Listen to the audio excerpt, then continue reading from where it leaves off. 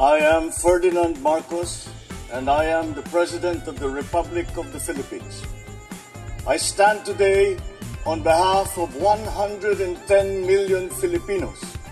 Hello people and hello universe, it's me again. Shoutout sa mga Pilipino sa buong daigdig, especially the Marcos loyalists and supporters. Nako, mayroon tayong very bad news sa lahat. Yan po isa si ano guys, ito si Madam, siya po yung anak ni Manong Johnny, ni Secretary Advisor, no? Presidential Advisor pala, tama ba ako? Si Juan Ponce Enrile. Ito po yung anak niya, si Madam Katrina Ponce Enrile. Nako mga kababayan, nakakakalungkot itong ibinabalita niya. Grabe itong isiniwalat niya mga kababayan, talagang matindi. Ito, mabigat na paratang ito. For sure, mayroon siyang talagang real source na intel, matindi ito mga kababayan. Talagang ito si Madam, hindi basta-basta ito magsisiwalat kung walang real source, no? Ang pinanggalingan nito. Nako guys, kailangan magiging alerto tayo lagi. Kaya nga kami din ng mga Marcos vloggers, supporters, yan ang ginagawa namin. Talagang pinaghirapan po namin na talagang maghahanap para lang protektahan ng Pangulong Marcos Jr. at isiwalap ang mga baho ng mga salot sa lipunan na gusto siyang sirain, no? Grabe. Alam nyo, yung binalita niya na ito, matindi mga kababayan, mabigat ito. Bakit? Ito pala si Martin Andanar na dating gabinete ni dating Pangulong Digong. Siya pala guys, ay nagpapakalat pala ng fake news, yung disinformation tungkol kay Pangulong Marcos Jr. at sa bansang Pilipinas. Bayaran pala ito at pinupunduhan pala ng China. Nako guys, at hindi lang pala yun, pati yung dalawang vlogger na binanggit niya. Ito po kasi, ito si Maharlika at saka itong isang bakla na bansot na sasot. Bayaran pala mga yan. Tingnan nyo kung paano sila magsalita against the Marcos government. Grabe, di ba? Ang tindi nila. Ang yayabang pa. Biro mo yun? Ang titigas ng pagmumuka. Sinasalpakan pala sila ng pera, kaya ganun sila magsalita. Ang tindi pala. Yun pala yung sinabi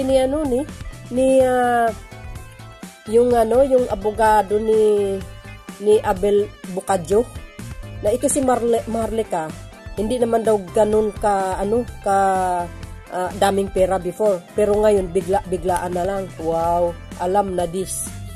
Yan guys, si Martin Andanar ngayon ay nagpakita ko sa inyo sa screen para makita nyo kung saan siya nag-work.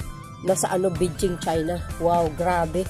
Nakakalungkot lang mga kababayan, kasi kapwa mo Pilipino ipinagkanulo at ibininta ang sariling bansa sa mga ibang bansa na talagang gustong agawin pa ang mga isla ng Pilipinas. Biro mo, nakakalungkot. Kapwa mo Pilipino, ipinagkanulo mo ang Pangulo ng Pilipinas nang dahil sugapa sa kwarta. O, diba? Ano bang tawag nyo dun? Diba? Sugapa sa kwarta. Dahil hindi lang 100,000 lang ang binayad dito. Natural. Milyones yan, mga kababayan. Yung trabaho nila. Pero, ipagdasal po natin na ang Diyos ang magparusa sa kanila at may kalalagyan sila. Ngayon, unti-unti na. O yan, kinasuhan ni Abel Bucadjo. Ito si Maharlika. Ang yayabang niya, diba? Ang akala niya sa US lang siya. Hindi siya kayang ipakulong. No, mali kayo mga kababayan. Tapos na pinahal yung kaso laban sa kanya. Sinumo na nga yan eh. Kaya wait natin ang resulta niyan. Kaya for sure, ay sana nga gumalaw si First Lady at kakasuhan niya din. Di ba? Oh, ay, alam nyo, wish na wish ko talaga yan na sana makulong ito. Dahil sobrang paninira niya sa Pangulong Marcos Jr. Especially di, guys, Marcos administration sa First Lady. Grabe. Hindi mo alam kung saan nila hinuhugot yung mga pinagsasabi nila na wala naman silang patunay. Oh, ayan, si Martin Andanar, tandaan nyo yung pagmumukha niya. Siya yan. Oh, di ba? Angkor yan, guys, eh. I don't know if I'm correct, guys, ha. Correct me if I'm wrong. Ng ABS-CBN. Dati yun. Ewan ko lang, ha, kung tama ako. Hindi ko naalala, eh. Pero dahil dito, mga kababayan, anong palagay nyo? Hindi kayo mapalagay, ano? Kasi kapwa nyo Pilipino, ipinagkanulo ang sariling bansa, di ba?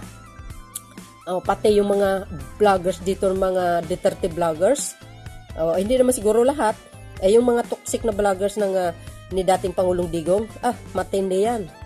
Grabe ang yan, mga bunga nga, lalo nito si Bakla. Ay ito sobra ito.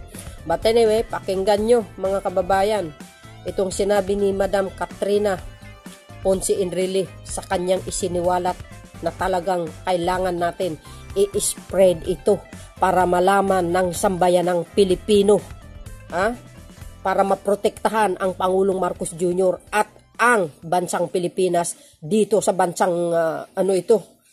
bansang Chikwik, sa bansang Kwek-Kwek, mga kababayan. So panoorin nyo na, eto na. At syempre bago yan, don't forget to like, hit the button bell para lagi kayong updates. Bye and babos. God bless Philippines! I just found out also that Martin Andanar is not based here. He is now based in Beijing. He is the one funding all this disinformation, like Maharlika, like SAS, like all these others. They're not doing this out of love of country. They're doing this because they're getting paid. You want to continue to listen to their rants? Go ahead. But I'm just telling you, they're being paid from China.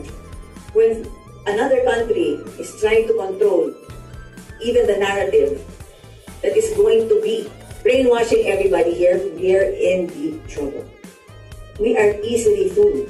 We like to always go with the underdog. But who is really the underdog? Try your best to broaden your mind and think about it. It's usually the people in power.